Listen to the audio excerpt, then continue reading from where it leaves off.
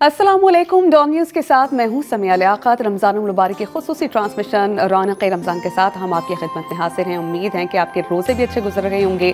आप तमाम फ़यूज़ व बरक़ात इस रमज़ान की माह मुक़द्दस की समेटने की कोशिशें कर रहे होंगे। तमाम अच्छे काम जैसे अल्लाह सुब्हान व तआला ने हमें करने का हुक्म दिया करने की कोशिश कर रहे होंगे। अल्लाह और उसके रसूल की इत्तिबा के लिए तमाम अच्छे काम कर रहे होंगे, जैसे हमें नमाज़ पढ़नी है, ज़कात देनी है, सदक़ा खैरात करना है, ना सिर्फ अपना और अपनी फैमिली का ख्याल रखना है बल्कि हमारे इर्द गिर्द जितने भी लोग हैं, चाहे हमारे घर में आने वाली मेड है, चाहे हमारे रिश्तेदार हैं, अहले महल्ला हैं, अहले इलाका हैं, हमसाए हैं, तमाम अफराद के हुकूक का ख्याल रखना है। और रोज़ा हमें सबसे इम्पॉर्टेंट चीज़ जो सिखाता है ना, वो ये कि हम भूख से गुजरते हैं, प्यास से गुजरते हैं, और हमें उस चीज़ का इदराक होता है कि अगर अल्लाह सुब्हाना व तआला ने अपनी तमाम तर नेमतें हम पर तमाम की हैं, हम उनको इंजॉय कर रहे हैं, तो हमारे इर्द गिर्द बहुत से ऐसे लोग हैं जो इन नेमतों से महरूम हैं। तो इसमें अल्लाह सुब्हाना व तआला हमें उख़्वत सिखाते हैं, इस्सार का जज्बा पैदा करते हैं कि हम उनके साथ अपनी नेमतें शेयर करें। तो बहुत से असबाक लेकर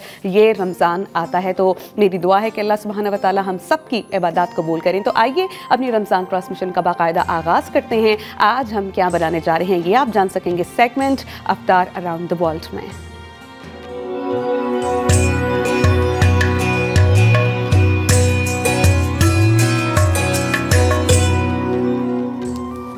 हम रुख करेंगे अपने कुकिंग काउंटर का और हम अपने शेफ़ को कहेंगे अस्सलाम वालेकुम। शेफ़ अब्दुल मालिक, कैसे हैं आप? वालेकुम सलाम, मैं बिल्कुल ठीक हूँ जी।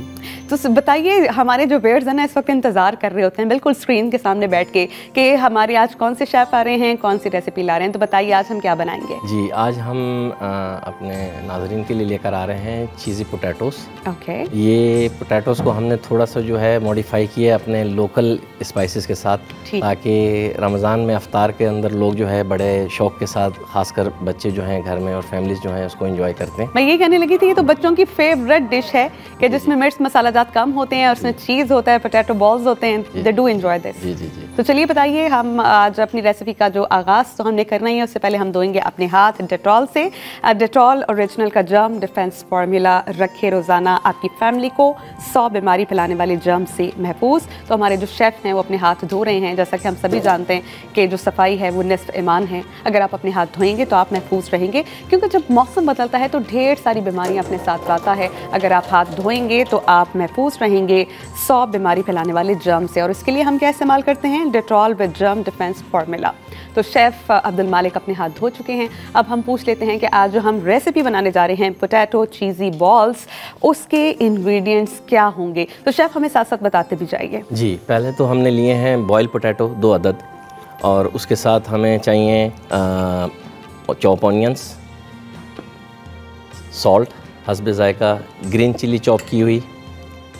उसके बाद हमें चाहिए ग्रेटर चीज़, मोज़रेला हो या चेडर हो, दोनों में से कोई एक। और आपने कौन सा लिया? मैंने इस वक्त ली है मोज़रेला, क्योंकि मोज़रेला चीज़ के अंदर ये है कि जब बॉल आप उसे तोड़ेंगे तो चीज़ थोड़ा थ्रेडी हो जाता है। हाँ बिल्कुल इसी तरीके से। ठीक। फिर उसके बाद हम लेंगे ज़ीरा पाउडर, हमारे पास ज़ीरा पाउडर है। ब्लैक पेपर पाउडर है जी हमारे पास, और गरम मसाला पाउडर है। हरा धनिया हमारे पास चॉप किया हुआ है। उसके बाद हमने कुछ हरे धनिया के पत्ते लिए सामने साबुत, जो हम गार्निश के तौर पे इस्तेमाल करेंगे। ठीक, तो सबसे पहले हम क्या करेंगे शेफ़? सबसे पहले हम जो है पोटैटो को मैश करेंगे। मैश करने के बाद फिर हम इसके अंदर इंग्रेडिएंट्स सारे जो है वो शामिल करेंगे।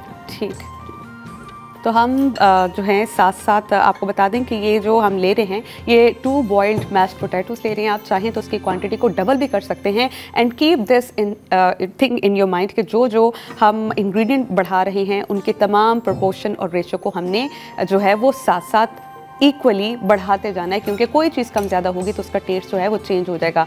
मैश्ड पोटैटो में हम अनियंस ऐड कर रहे हैं और ग्रीन चिल्ली हमने ली है जी, ओके, तकरीबन आधा टीस्पून, क्योंकि मैं ऑलरेडी थोड़ी सी इसमें ऑलरेडी डाल चुका हूँ जी। गरम मसाला पाउडर है जी, ये गरम मसाला पाउडर लिया है हाफ़ टीस्पून।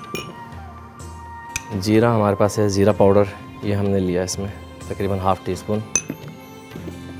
ब्लैक अच्छा, चूंकि हमने ये रेसिपी जब आपके सामने लाते हैं तो हमारे पास गिवन टाइम होता है, उस गिवन टाइम में हमने तमाम रेसिपी जो है वो मुकम्मल करनी है। तो ऐसे में हम क्या करते हैं कि बहुत सा काम, जैसे हमने पोटैटोस को बॉयल करना था तो हमने ऑलरेडी उसे बॉयल करके मैश कर लिया। अब शेफ़ जो है तमाम इंग्रेडिएंट्स उसमें ऐड करके उसको अच्छे से उसकी बाइंडिंग कर रहे हैं। तो चीज़ हमने इसमें ऐड की है शेफ़? जी, अभी मैं ये इसमें ऐड कर रहा हूँ इसी साथ में। हमने इसमें चीज़ भी ऐड कर दिया है।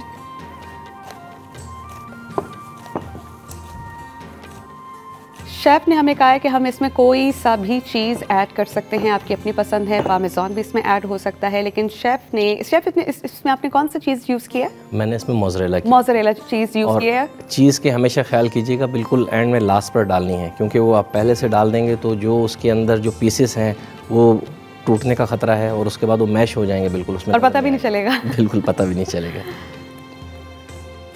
हम इसके बॉल बनाएंगे, तकरीबन 1.5 इंच के बॉल बनाएंगे।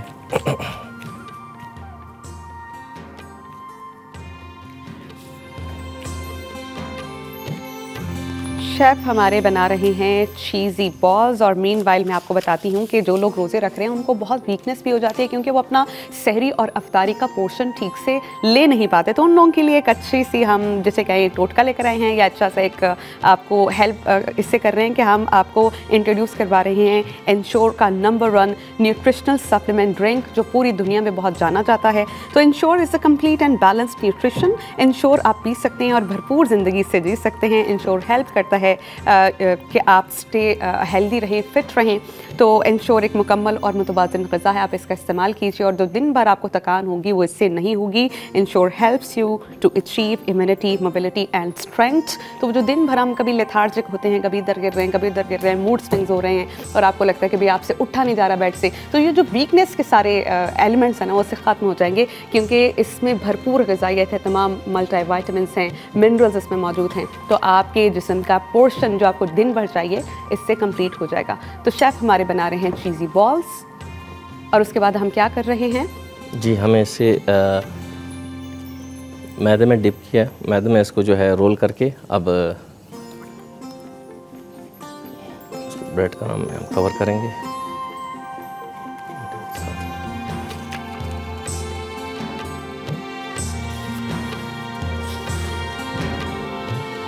अच्छा, हमारे शेफ़ जो हैं वो आए हैं अवारी टावर होटल से, और अवारी होटल भी आपके लिए एक बहुत ही अच्छा सा डिस्काउंट लेकर आया है। आप अफ्तार बुफे डिनर एंजॉय कर सकते हैं। इसके अलावा आप जा सकते हैं, 15% तक आपको इसमें डिस्काउंट मिलेगा। तो आप I would suggest and recommend कि अगर जिन लोगों के पास गोल्डन कार्ड है तो आप जाइए, एंजॉय कीजिए, और आप वहाँ पर जाके इफ्तार बुफे डिनर को एंजॉय कर सकते हैं। 15% डिस्काउंट मिल रहा है उन तमाम लोगों को जिनके पास गोल्डन कार्ड है। तो ये एक अच्छा मौका है कि आप इफ्तार भी करें और फैमिली की गेट टुगेदर भी हो जाए, और एक अच्छा आपको मौका मिल जाता है इस चीज़ को एंजॉय करने का। तो हम शेफ़ की तरफ देख रहे हैं कि chef while I was announcing this, तो शेफ़ बहुत बिजी थे चीज़ी बॉल्स बनाने में। तो जब तक शेफ़ अपने मुकम्मल चीज़ी बॉल्स रेडी कर लेते हैं, हम एक ब्रेक लेंगे, उसके बाद आके इन बॉल्स को फ्राई करेंगे। तो इस रेसिपी का अगला मरहला एक ब्रेक के बाद। Keep watching Raunaq Ramzan.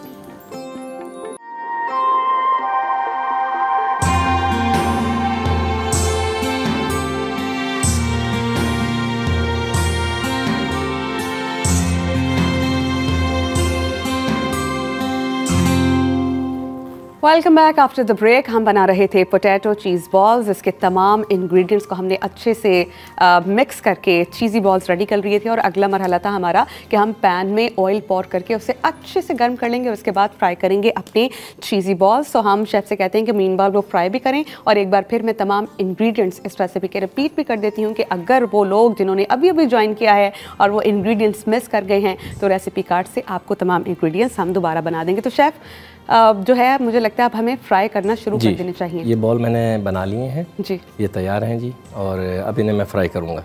ठीक।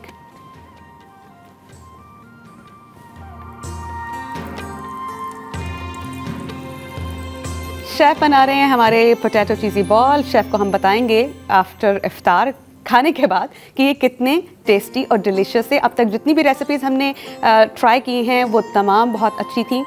अब से कुछ देर में स्क्रीन पर बल्कि प्ले हो चुका है हमारा रेसिपी कार्ड में। इंग्रेडिएंट्स आपको बता देती हूँ। हम लेंगे 3 medium size potatoes boiled and meshed.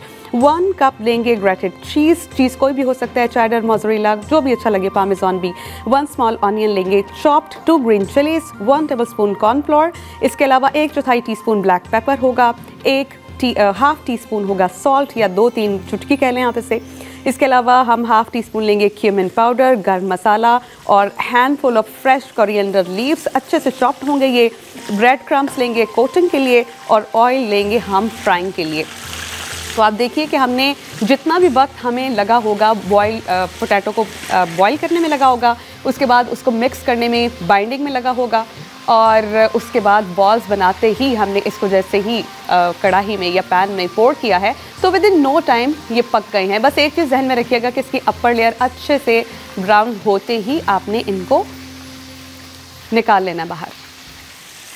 Chef अंदाज़न हम कितना टाइम इसको बनाएंगे? 4 से 5 मिनट लेते हैं टोटल। ये अगर 200 डिग्री सेल्सियस आपका ऑयल का टेम्परेचर है, ठीक है, तो 4 से 5 मिनट टोटल लेंगे ये।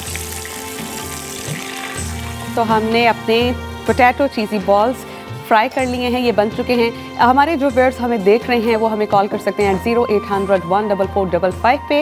You can be a part of this show. आप अपनी पसंद की कोई रेसिपी बनवाना चाहें तो हमें बता सकते हैं। जैसा कि हमने हमारे कॉलर थे उनकी पसंद के कल ही ब्रोस्ट और उसकी कोटिंग बनाना उन्हें सिखाई है, तो आपको कहीं ना कहीं एक छोटी सी टेक्निकल फॉल्ट कर रहे होते हैं, अगर उसे कवर कर लें तो बिल्कुल रेस्टोरेंट स्टाइल आप रेसिपी बना सकते हैं। तो हमारे शेफ़ इस वक्त प्लेटिंग कर रहे हैं पोटैटो चीज़ी बॉल्स की, और जैसे ही ये प्लेटिंग कंप्लीट हो जाएगी इसके बाद हम बनाएंगे आज का ड्रिंक। शेफ़ अगर बॉल आप पीछे से यहाँ से हटा दें तो हमारे व्यूअर्स देख पाएंगे स्क्रीन पे। वेरी नाइस, क्योंकि ये चीज़ मिस हो रही थी। आप पीछे रख सकते हैं, इसके साथ रख दें जी, यहाँ,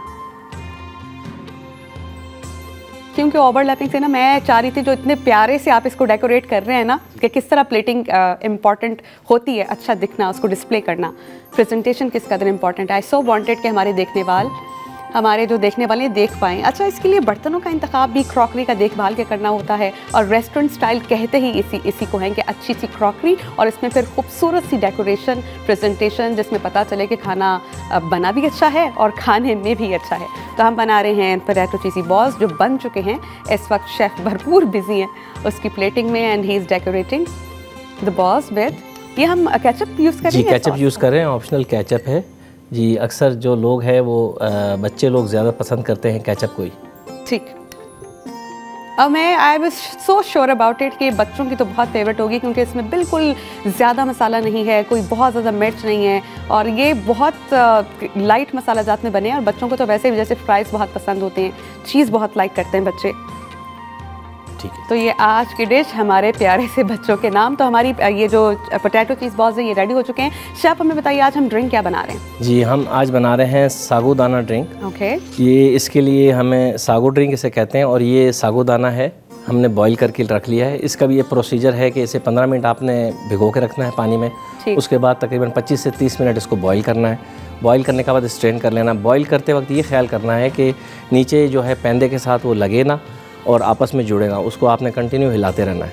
जब वो बॉईल हो जाएगा तो वो इस शेप में आ जाएगा, हल्का हल्का उसमें सफ़ेद डॉट होंगे, और बाकी ये पूरा बॉईल हो चुका है। हम बनाने जा रहे हैं आज का अपना सागू ड्रिंक। उसके लिए हमने सागूदाना लेंगे, उसको हमने सॉक करना है 2 कप पानी में, और फिर उसके बाद हम इसको बॉईल कर देंगे। तो मेरा ख्याल है हम स्टार्ट कर देते हैं इसको बनाना, ताकि हम उसके बाद जब इसको ग्लासेस में पोर करेंगे तो उसकी गार्निशिंग भी हमें करना होगी। जी जी, आई सो वांट कि हमारे जितने भी व्यूअर्स हैं वो देख पाएँ कि ना सिर्फ अच्छा बनाना बल्कि अच्छे से प्रेजेंट करना भी एक आर्ट है, और ये कुकिंग का ही हिस्सा है कि जितना प्यारा खाना लग रहा होगा, ग़िज़ाइयत उससे कहीं ज़्यादा अगर हो तो ये दोनों मिलकर एक बहुत अच्छा कॉम्बिनेशन बन जाता है। जी, तो इंग्रेडिएंट्स एक बार ब्रीफ कर दें हमारे देखने वालों को। हाँ जी, इसके लिए मैंने ली है इलायची पाउडर लिया है। थोड़ा सा उसे जो है मोटा रखा है, क्योंकि जब वो पीते हुए जो है मुंह में महसूस, जिसे दर्दड़ा कहा जाता है। जी बिल्कुल बिल्कुल। उसके बाद हमारे पास हैं मिक्स नट्स हैं, और मिक्स नट्स के बाद हमारे पास है शुगर और रोज़ वाटर। ठीक, अब और उसके लिए हमें चाहिए मिल्क, नॉर्मल मिल्क। ठीक, अब इसको हम स्टार्ट करते हैं। अब इसको बनाना शुरू करता हूँ जी मैं। पहले तो हमें लेनी है चीनी हस्बे ज़ायका। लोग ज़्यादातर पसंद नहीं करते, आप इसमें हनी भी इस्तेमाल कर सकते हैं। ठीक, और उसके अलावा एक ऑप्शनल और चीज़ है कि अगर जो लोग दूध नहीं इस्तेमाल करना चाहते, उसकी जगह आलमंड मिल्क, कोकोनट मिल्क इस्तेमाल कर सकते हैं, क्योंकि बहुत से लोगों को इशू होता है अगर वो खाली पेट दूध पी लें तो उनका स्टमक अपसेट हो जाता है, और फिर बेचारे हॉस्पिटल्स पहुंच जाते हैं, ड्रिप्स लग जाती हैं, क्योंकि उनका स्टमक सेंसिटिव होता है। जो दूध में जितने भी फ्रक्टोज पाए जाते हैं, लैक्टोज होते हैं, वो उनको डाइजेस्ट नहीं कर पाते। जी जी बिल्कुल। तो हम बना रहे हैं अपना सागू ड्रिंक, और अगर इसके और लिए रेसिपी कार्ड आपसे कुछ देर में आप स्क्रीन पर देखेंगे। और फिर मैं तमाम इंग्रेडिएंट्स बता भी दूंगी। हम बना रहे हैं सागू ड्रिंक, जिसके लेंगे 2 से 3 टेबलस्पून सागूदाना, 2 कप लेंगे हम पानी for soaking, 1 cup cold milk, 2 और 3 टेबलस्पून ऑफ शुगर, चाहे तो स्किप कर सकते हैं या हनी ऐड कर सकते हैं, आधा टीस्पून हम लेंगे इलायची powder, a pinch of salt. Chef आप कुछ कह रहे थे? जी, मैं ये कह रहा था कि दूध के अंदर जब भी आपने शुगर मिक्स करनी है तो कोशिश कीजिएगा थोड़ा सा गर्म दूध ले लें, तो उससे शुगर जल्दी हल हो जाएगी बनिस्बत ये कि कोल्ड मिल्क के। और उसके बाद हम इसको फ्रिज में रख सकते हैं ठंडा? जी बिल्कुल, ठंडा कर सकते हैं। और हम अगर बर्फ़ आपके पास क्रैश बर्फ़ है तो आप वो भी यूज़ कर सकते हैं गिलास के अंदर।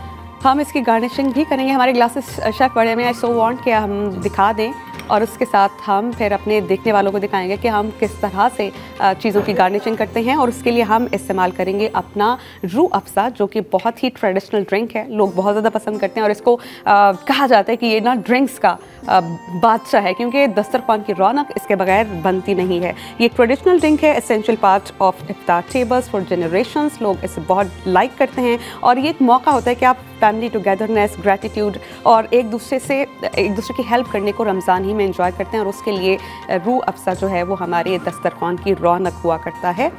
तो इसके बारे में कहा जाता है चल मेरे लाल। तो इस वक्त वही हो रहा है कि ग्लासेस की डेकोरेशन कर रहे हैं इसके साथ। I really like Rooh Afza. और इसमें तो बहुत सेवरल ड्रिंक्स बन जाते हैं। इसमें बादाम भी ऐड होते हैं, तुख्म बालिंगा या चिया सीड्स या बेसिल सीड्स, मतलब इतनी वैरायटी ऑफ ड्रिंक्स इसके साथ बन सकते हैं। तो हम कहेंगे शेफ्स को कि अगली बार जब आएँ तो इसी से रिलेटेड कोई बहुत ही अच्छा सा ड्रिंक लेकर आएँ कि आपको लगे कि भाई 2-3 किस्म के ड्रिंक मुझे आते थे और 2-3 किस्म के और मैंने सीख लिए। अब हम इसमें ऐड कर रहे हैं सागूदाना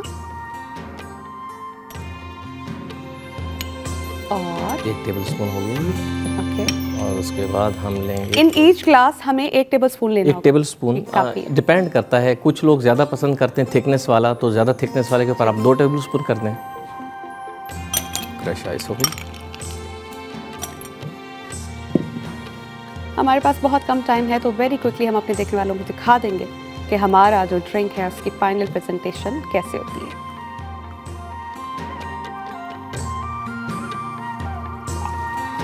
हमने सागू ड्रिंक बनाया, ये बहुत अच्छा होता है। जूद हज़म इसके लिए बहुत खालिस उर्दू में लफ्ज़ इस्तेमाल होता है। ये स्टमक के लिए भी बहुत अच्छा होता है। और जिन लोगों को लगता है कि उन्हें वीकनेस के मसाइल हैं या उनकी ग़िज़ाइयत खाने में कहीं ना कहीं लैक कर रही है, कम कर रही है, तो ये इन तमाम डेफिशिएंसीज़ को पूरा कर देता है। इसमें कैल्शियम बहुत ज़्यादा मकदार में होता है। क्योंकि हम इसको बना इस तरह से रहे हैं कि इसमें नट्स का भी इस्तेमाल हो रहा है, इलायची पाउडर का भी, तो जस्ट इमेजिन कि इसकी जो जितने न्यूट्रिशनल फैक्टर्स हैं वो तमाम पूरे हो जाएंगे। हमारा ड्रिंक और हमारे आज के चीज़ी बॉल्स बन के रेडी हो चुके हैं। हम शेफ़ अब्दुल मालिक को, जो आबारी टॉपर होटल से हमारे साथ मौजूद है, उन्हें थैंक्स कहेंगे। यहाँ पर हम लेंगे एक ब्रेक और ब्रेक के बाद जब हम हाजिर होंगे तो हमें हमारे ज्वाइन करेंगे इस्लामिक स्कॉलर्स मुफ्ती नूर रहमानी साहब और डॉक्टर सरवत अस्करी साहिबा। और आज का टॉपिक जिस पर हम बात करेंगे वो है फ़ज़ाइल जुमा, जुमे की फ़यूज़ व बरक़ात। हाजिर होंगे एक ब्रेक के बाद। Keep watching Raunaq Ramzan.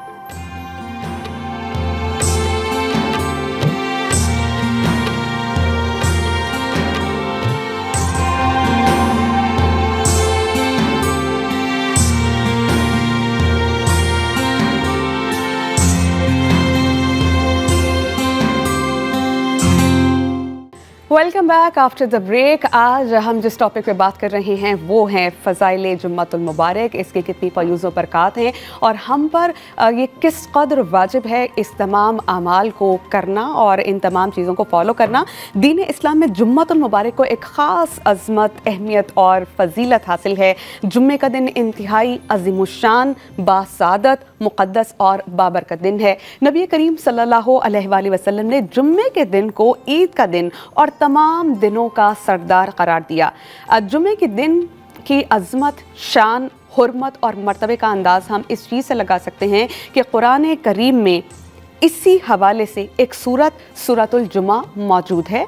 जुमा लफ्ज़ जमा से माखूस है, जिसके मायने है जमा होना। मुसलमान इस दिन मसाजिद में जमा होते हैं, फिर खुतबा होता है और अरबी ज़ुबान में इस दिन का नाम इससे कबल, यानी अब तो हम इसको जुमा कहते हैं, इससे पहले अरबी ज़ुबान में इस दिन का नाम उरूबा था, बाद में इसका नाम जुमा रखा गया। और सबसे पहले जिस शख्स ने इस दिन का नाम जुमा रखा था वो हैं सहाबी काब बिन लुई।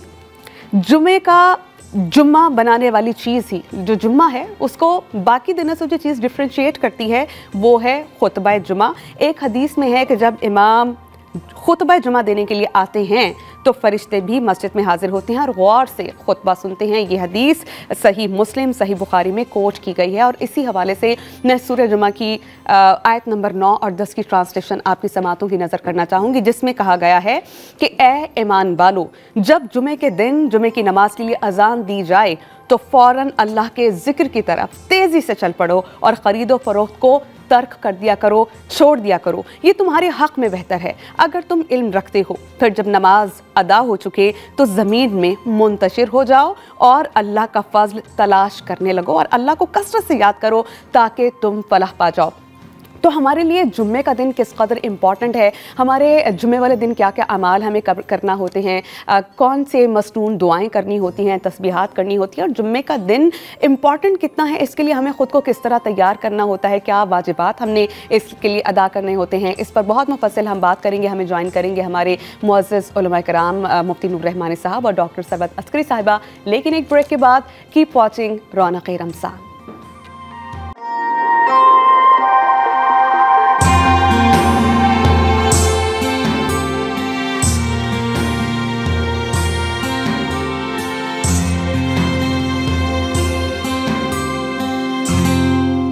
ब्रेक के बाद हम आपको खुश आमदीद कहेंगे। ब्रेक पर जाने से पहले मैंने आपको जुम्मे के बारे में बताया था कि जुम्मे का दिन किस कदर इम्पॉर्टेंट है और ख़ुद नबी करीम सल्लल्लाहु अलैहि वसल्लम ने इसकी कितनी जो है फ़ज़ाइल बयान किए हैं, कितनी बरकत बयान की है। और कुरान करीम में तो सूरह जुमा इस दिन से मंसूब कर दी गई है और कुरान करीम में और इसके अलावा बहुत सी अहादीस में बारहा जुम्मे के दिन ख़ुसूसी तौर पर एहतमाम करने, इबादत करने, मस्जिद में क़ब्ल अज़ वक्त जाने, इसके अलावा ख़ुसूसी तैयारी के साथ जानने के अहकामात बहुत सी जगहों पर वारिद हुए हैं। तो मैं एक हदीस आप लोगों की समातों की नज़र करना चाहूँगी।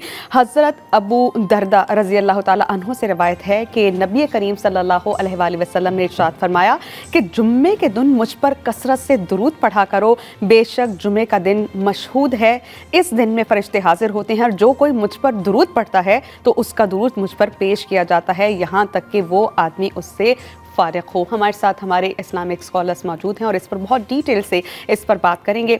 हमारे साथ मौजूद हैं हमारे मुफ्ती नूर रहमानी साहब और उनसे इस पर हम बहुत डिटेल से जानने की कोशिश करेंगे कि जुम्मे के दिन की क्या फ़जीलत है। इसके अलावा हमारे साथ मौजूद हैं हमारी मुअज़्ज़ज़ स्कॉलर डॉक्टर सरवत अस्करी साहिबा। तो मुफ्ती साहब, पहला सवाल मैं आप लोगों के आपके सामने रखना चाहूँगी कि जुम्मे का दिन जो है उसे बाकी दिनों का सरदार कहा गया, ये दिन दूसरे आयाम से किस तरह फ़र्क है और जो ख़ासियत, जो अहम नाम इसे दिया गया है वो किस बिना पर? नहमदु व नसल्ली अला रसूलिल करीम, अम्मा बाद फ़अऊज़ु बिल्लाहि मिनश शैतानिर रजीम, बिस्मिल्लाहिर रहमानिर रहीम। तमाम तारीफ़ें अल्लाह सुब्हानहु व तआला के लिए और दुरूद व सलाम अल्लाह के रसूल हुज़ूर मोहम्मद मुस्तफ़ा सल्लल्लाहु अलैहि व आलिहि वसल्लम। जुम्मे के हवाले से हदीस है, अल्लाह के नबी सल्लल्लाहु अलैहि व आलिहि वसल्लम फरमाया, अल-जुमा सय्यदुल अय्याम, जुमा दिनों का सरदार है। तो अफजल क्यों है? क्योंकि अल्लाह के नबी सल्लल्लाहु अलैहि वसल्लम ने इरशाद फरमाया। फिर इस दिन कुछ ख़ास वाक़यात हुए जो अफजल होने की हैसियत से हैं, जैसे सैयदना आदम अलैहिस्सलाम की पैदाइश भी जुम्मे के दिन हुई। जुम्मे के दिन ही सैयदना आदम अलैहिस्सलाम को ज़मीन पर भेजा गया और जुम्मे के दिन ही सैयदना आदम अलैहिस्सलाम का विसाल मुबारक हुआ। जुम्मे के दिन एक साथ, एक घड़ी, एक लम्हा ऐसा होता है कि जो इंसान जो भी मांगे अल्लाह सुब्हानहु व तआला उसको कबूल फरमाता है। जो शख्स जुम्मे के दिन गुस्ल करता है, गुस्ल करने के बाद मस्जिद में जाता है और मस्जिद में जाने के बाद एहतराम के साथ, तक़द्दुस के साथ नमाज पढ़ता है, गर्दनें फैलांग के नहीं जाता, अल्लाह का ज़िक्र करता है, तो उसके एक जुम्मे से लेकर दूसरे जुम्मे तक के गुनाह अल्लाह सुब्हानहु व तआला उसके गुनाहों को मुआफ़ फरमा देता है। जो शख्स जुम्मे के दिन मस्जिद में जाता है, मिसाल के तौर पे आज मैं अपने तमाम भाइयों को कहूँगा, अब जो नेक्स्ट टाइम पे जो जुमेरात आए, नियत कीजिए कि मैं जुम्मे के दिन सबसे पहले मस्जिद में जाऊँगा। सबसे पहले मस्जिद के अंदर दाखिल हो जाए और उसके बाद फिर असर तक मस्जिद में बैठ कर अल्लाह का ज़िक्र करते रहें। हदीस में आता है कि असर की नमाज तक जब वो इन चीज़ों से फारिग होगा, ज़मीन से आसमान तक फरिश्ते आएंगे और उसके लिए दुआए मग़फ़िरत फरमाते हैं। मुफ्ती साहब से बहुत मुफस्सिल इस पर हम बात करेंगे, लेकिन एक ब्रेक के बाद। Keep watching Raunaq Ramzan.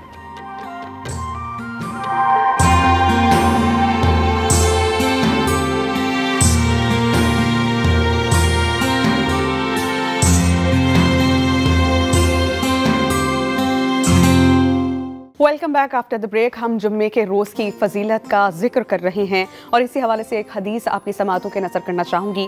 हज़रत अनस बिन मालिक रज़ी अल्लाह ताला अन्हु रिवायत करते हैं कि नबी करीम सल्लल्लाहु अलैहि वसल्लम ने फरमाया कि जुम्मे के दिन और रात में कोई घंटा ऐसा नहीं गुजरता जिसमें अल्लाह सुब्हानहू व तआला जहन्नुम से 6 लाख आदमी आज़ाद ना करते हों। और ये 6 लाख कौन से हैं? ये वो वाले हैं जिन पर जहन्नुम वाजिब हो चुकी थी, लाजिम हो चुकी थी और अल्लाह सुब्हानहू व तआला उन्हें आज़ाद कर देते हैं। यानी इस कदर इसकी फजीलत है। हमारे साथ हमारे इस्लामिक स्कॉलर्स मौजूद हैं, मुफ्ती नूर रहमानी साहब और डॉक्टर सरवत अस्करी साहबा। सवाल मेरा आपा से, आपा हमें बताइएगा कि जुम्मे का दिन किस कदर हमारे लिए इम्पॉर्टेंट है और हमें जुम्मे के दिन क्या खुसूसी तौर पर इबादत करनी चाहिए, अमाल करनी चाहिए अल्लाह और उसके रसूल को राज़ी करने के लिए, ख़ुद अपनी आक़िबत संवारने के लिए। बिस्मिल्लाहिर्रहमानिर्रहीम। अस्सलाम वालेकुम। मैं आपको, आपकी पूरी टीम को और आपकी तवज्जो से तमाम आलम इस्लाम को, तमाम नाजरीन को, जहाँ तक आपके नाजरीन की हद जाती है वहाँ तक सबको माह रमज़ान मुबारक की मुबारकबाद देना चाहती हूँ। परवरदिगार आलम इस माह रमज़ान मुबारक को हम सब के लिए बरकतों, रहमतों और सादतों का ख़ज़ीना करार दे दें। आमीन सुम्मा आमीन या रब्बुल आलमीन। और आपने यौम जुमा के हवाले से बात की है, मैं उससे एक मंजिल पीछे से बात करना चाहती हूँ।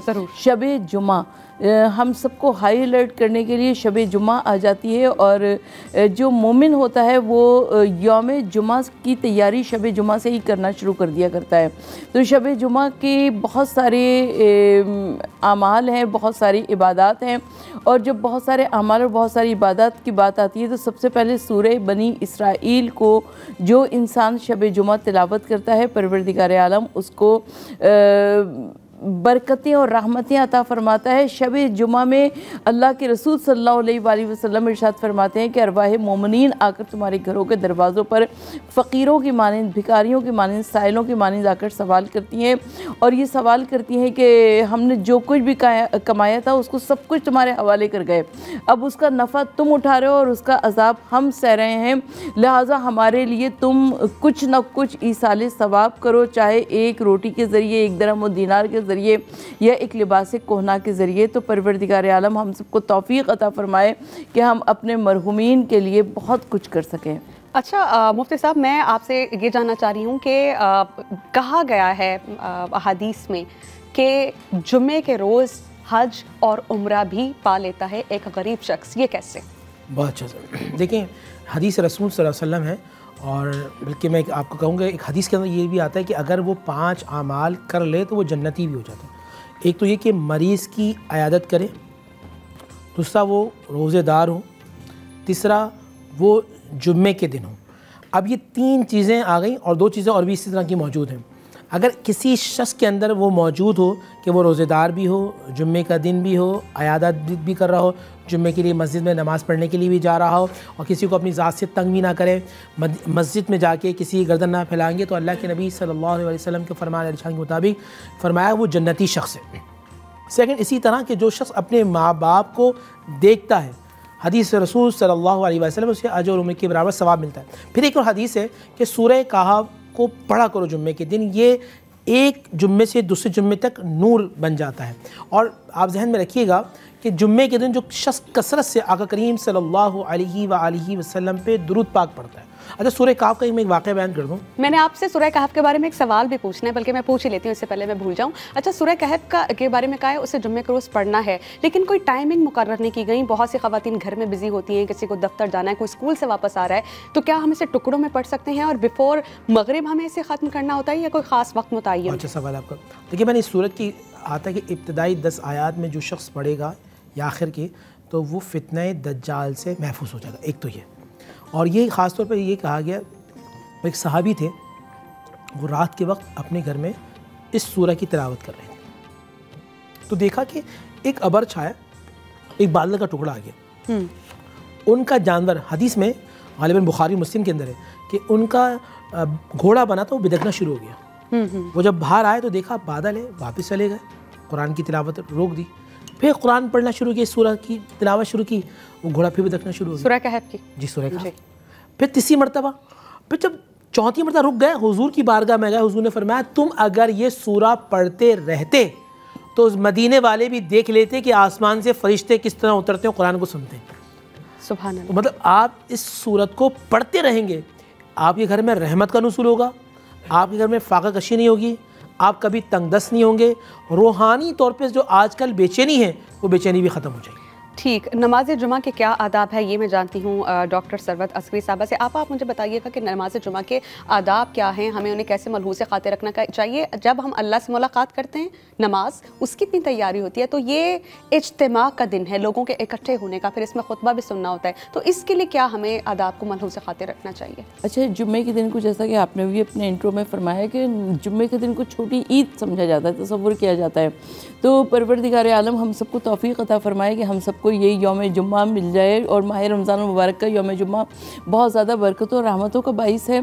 और जब हम जुम्मे की नमाज़ पढ़ने के लिए जैसे मर्द हज़रात जाते हैं तो उनको नहा धोकर जाना चाहिए, नया लिबास अगर मकदूर ना हो तो कम से कम धुला हुआ सफ़ेद लिबास पहने, और परवरदिगार आलम से अपने गुनाहों की माफ़ी मांगते रहें, इसलिए कि रब्बुल आलमीन यौम जुमा में बहुत सारे लोगों को माफ़ फरमाता है। मुफ्ती साहब, नमाज जुमा का खुतबा सुनना किस कदर इम्पॉर्टेंट है, क्योंकि नमाज जुमा को दीगर नमाज़ों से डिफ्रेंशिएट जो चीज़ करती है वो खुतबा ही है।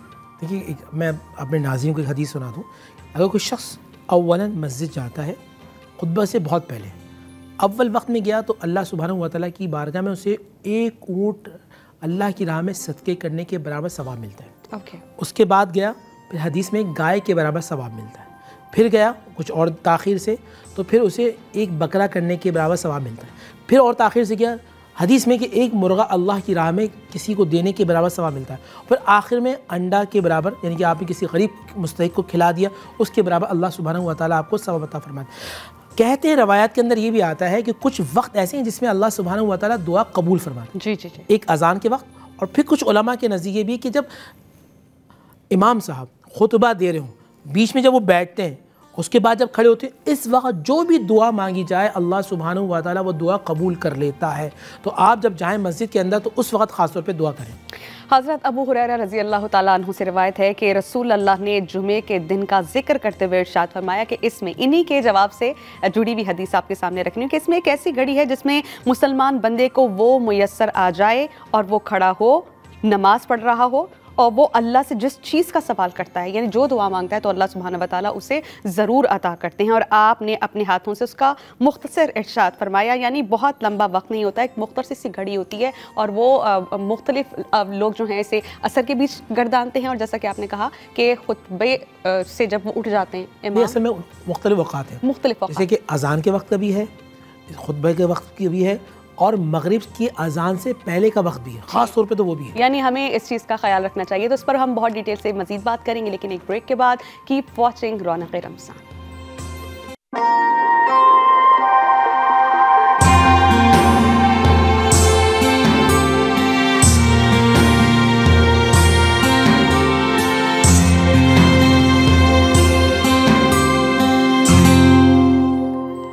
हज़रत सलमान फ़ारसी रज़ी अल्लाह ताला अन्हु कहते हैं कि नबी करीम सल्लल्लाहु अलैहि वसल्लम ने फरमाया कि जो शख्स जुमे के दिन गुस्ल करे, जिस कदर मुमकिन हो तहारत करे, फिर तेल लगाए, अपने घर की खुशबू इस्तेमाल करे, तो उसके बाद जुमे की नमाज के लिए निकले और दो आदमियों के दरमियान मस्जिद में बैठे तो तफरीक ना करे, यानी दरमियान में से उन्हें काट कर ना गुजरे। फिर जिस कदर उसकी किस्मत में हो नमाज पढ़े। फिर जिस वक्त इमाम खुतबा पढ़ने लगे तो वो खामोश रहें। तो अगर उसने ये तमाम रूल्स फॉलो किए तो वो जो उसके गुनाह हैं इस जुमे और उस पिछले जुमे के दरमियान जितने भी होंगे उन्हें बख्श दिया जाएगा। तो जुम्मा अपने के साथ साथ क्या फ़्यूज़ व बरक़ात लाता है, ये जानेंगे अपने इस्लामिक स्कॉलर से। मुफ्ती नूर रहमान साहब, मैं आपसे जानना चाहती हूँ कि जो लोग बग़ैर किसी उज़र के, बग़ैर किसी वजह से कि भाई दिल नहीं कर रहा या काहिली है, सुस्ती है, जुम्मे को तर्क कर देते हैं, उनके बारे में क्या वाइद है? देखिए, जितने मेरे नाज़रीन और मेरे भाई हैं, पहली बात तो ये रमज़ान शरीफ के हवाले से कर दूँ, फिर जुम्मे का सवाल। हुज़ूर ने फरमाया ऐसा शख्स हलाक और बर्बाद हो जाए। जिब्रील अमीन ने कहा था, हुज़ूर ने फरमाया था आमीन, कि जो रमज़ान का महीना पाए और अपनी बख्शिश ना करा सके। अब जो मेरी बहन का सवाल है उसका जवाब ये आसान अल्फाज में, जो जानबूझकर मुतवातिर 3 जुम्मे छोड़ दे, कुछ हदीस का मफ़हूम ऐसा है कि उसका वो दार इस्लाम से खारिज हो जाता है।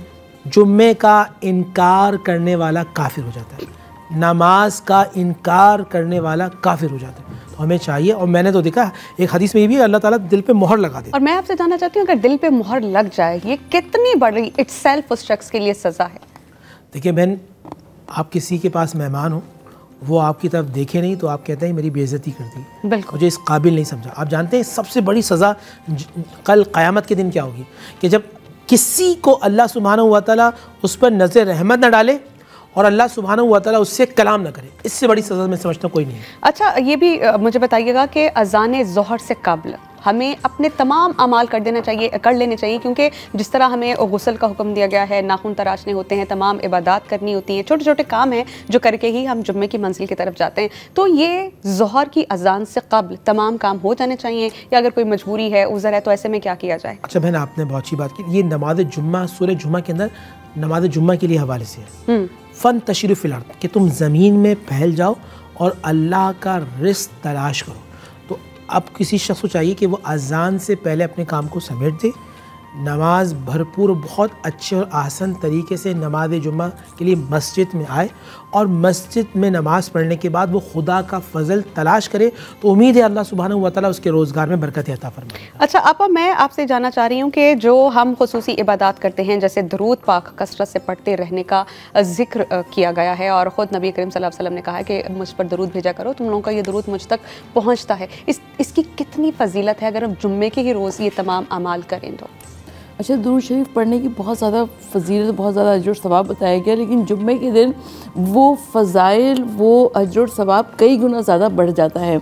और जुम्मे के दिन आका सल्लल्लाहु अलैहि वसल्लम पर दुरूद शरीफ पढ़ने का और उनके अहले बैत के आधार पर दुरूद शरीफ भेजने का इस कदर अजर सवाब है कि जिसकी नज़ीर तारीख़ आलम पेश करने से कासिर है।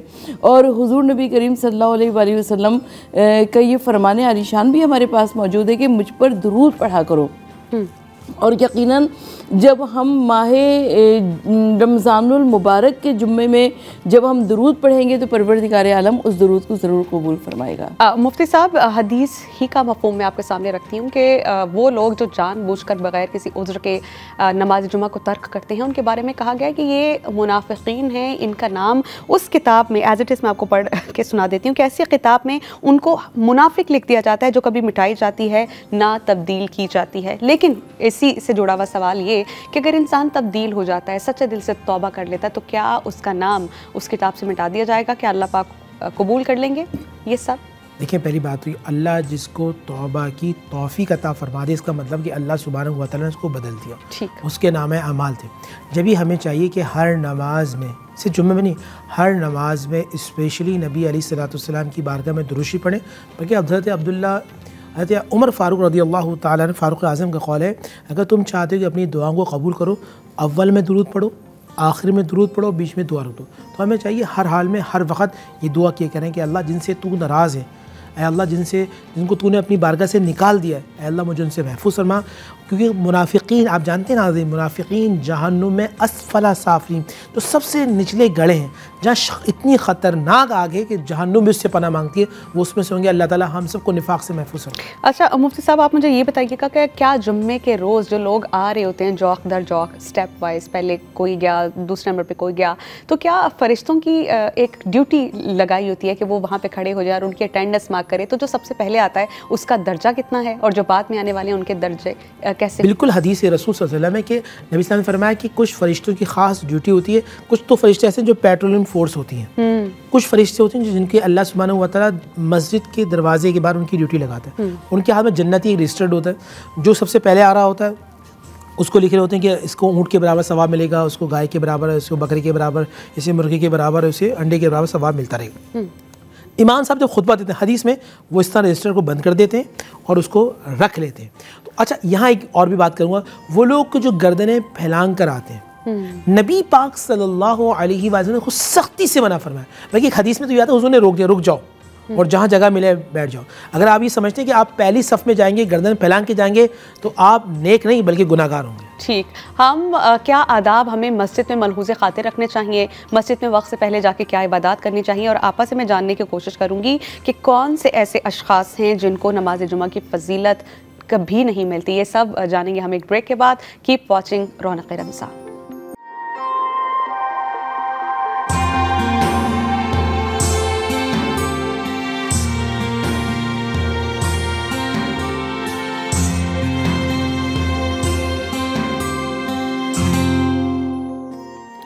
Welcome back after the break. हम ब्रेक के बाद आपकी खिदमत में हाजिर हैं। जुम्मे के रोज़ के क्या फ़यूज़ और बरक़ात हैं, ये हम सब आपके सामने रखने की कोशिश कर रहे हैं।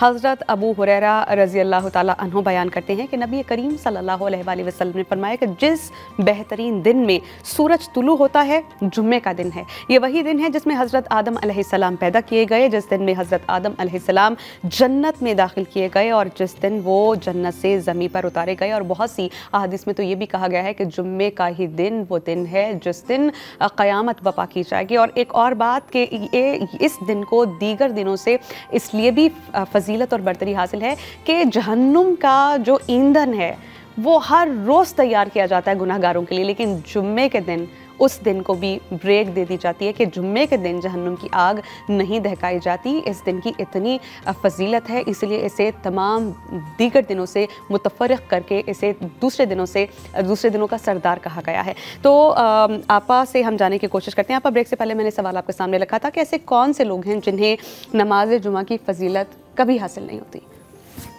देखिए, सबसे पहली बात तो ये कि वो जो लोग के इबादत से दूर होते हैं, परवरदिगार आलम उनके दिल को गाफिल कर दिया करता है। तो जिसके दिल गफलत का शिकार हो जाए तो वो अपनी तमाम इबादत से दूर हो जाता है। उसके अलावा जो मुनाफिक होता है वो भी इबादत इलाही से दूर रहता है।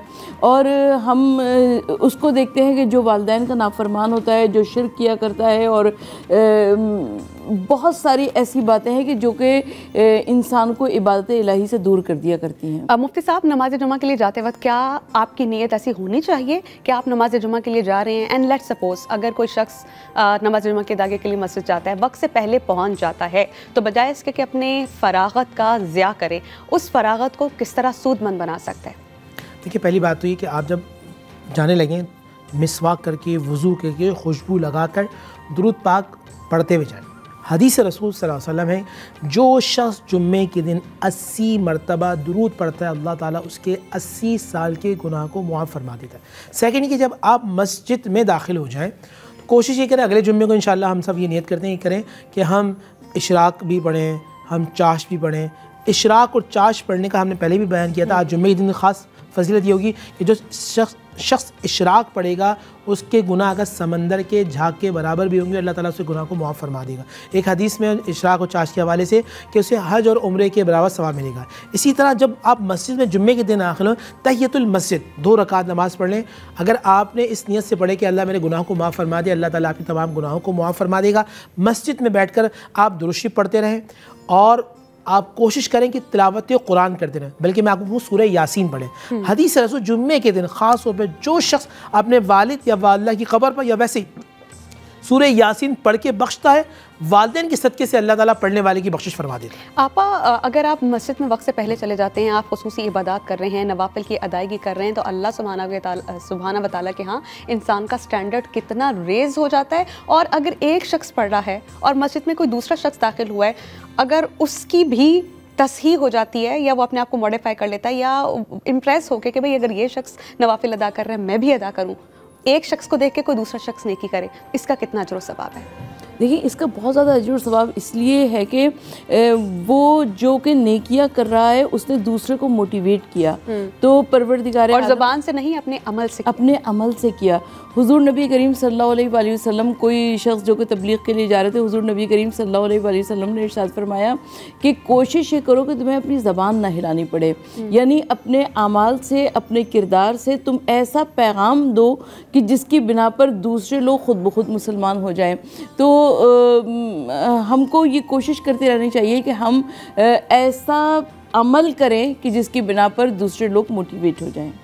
अच्छा मुफ्ती साहब, मैं आपसे जानना चाह रही हूँ कि जिस तरह हमारे लिए जुम्मे का दिन का इंतखाब किया गया है कि जिस दिन इज्तिमा होता है, खुतबा दिया जाता है, लोग बहुत बड़ी तादाद में इकट्ठे होते हैं और इतना रश दीगर नमाज़ों में नहीं होता जितना जुम्मे के दिन होता है, क्या हमसे जो पिछली उम्मतें थी उनमें भी अल्लाह सुब्हाना व तआला ने उन लोगों के लिए कोई ख़ास दिन का चुनाव किया था कि वो अपनी इबादत करें, या सिर्फ ये उम्मत मोहम्मदी के लिए है? देखिए, यौम सब्त के हवाले से जिसे सबत डे भी कहते हैं, ओल्ड टेस्टामेंट न्यू टेस्टामेंट के अंदर यहूद करते थे, इसी तरह ईसाइयों के लिए मुख्तलिफ, इसी तरह मुसलमानों पे अल्लाह ने एक ख़ास करम किया कि इसको जमा किया, इसमें ख़ास इबादत के नज़ूर रखा और इसमें बरक़ात बहुत ज़्यादा रखी और इसमें यह रखा कि अगर बंदा अल्लाह सुब्हानहू व तआला की बारगाह में इज्तिमाई तौर पर दुआ करे, न जाने किसकी दुआ अल्लाह ताला कबूल फरमा ले और अल्लाह ताला उस बंदे के वसीले से सबकी बख्शिश फरमा दे। तो इज्तिमाइयत बेसिकली इसलिए होती है ताकि बंदे पे ख़ास फजल करम हो सके। यानी इज्तिमा का हमेशा लोगों के इकट्ठे होने को, टुगेदरनेस को बाइस बरकत करार दिया गया है। हज़रत अबू हुरैरा रज़ी अल्लाह ताला अन्हु रिवायत करते हैं कि नबी करीम सल्लल्लाहु अलैहि वसल्लम ने फरमाया कि 5 नमाजें और एक जुमे से लेकर दूसरा जुमा पढ़ना, इसी तरह एक रमज़ान के रोज़ों के बाद दूसरे रमज़ान के रोज़े रखना और इनके दरमियान वाक़ होने वाले जितने भी गुनाह हैं वो उनके लिए, ये जो इबादत हम करते हैं वो कुफ़ारा बन जाती हैं जब तक कि आप गुनाह कबीरा का इर्तिकाब ना कर लें। अगर आप चाहते हैं कि अल्लाह सुब्हानहू व तआला आपसे राज़ी हो जाए, आप नबी करीम के इत्तिबा करें, तो उसके लिए आपको एक जुमे से दूसरे जुमे के दौरान की इबादत करनी है और फिर उसके अलावा एक रमज़ान से दूसरे रमज़ान तक तमाम इबादत करनी है। एंड कीप रिमेंबर कि आपको सूरह कहफ पढ़नी है और दुरूद पाक बहुत पढ़ना है और छोटे छोटे जो है अमाल वो करने हैं जिनकी बरकत से अल्लाह सुब्हानहू व तआला ने आपकी दीन भी, ना सिर्फ दीनवी ज़िंदगी बल्कि उखरवी ज़िंदगी को भी बाइस खैर, बाइस बरकत बना देंगे और आप उन लोगों में शामिल हो जाएंगे जिन पर अल्लाह का ख़ास नज़र करम होगा।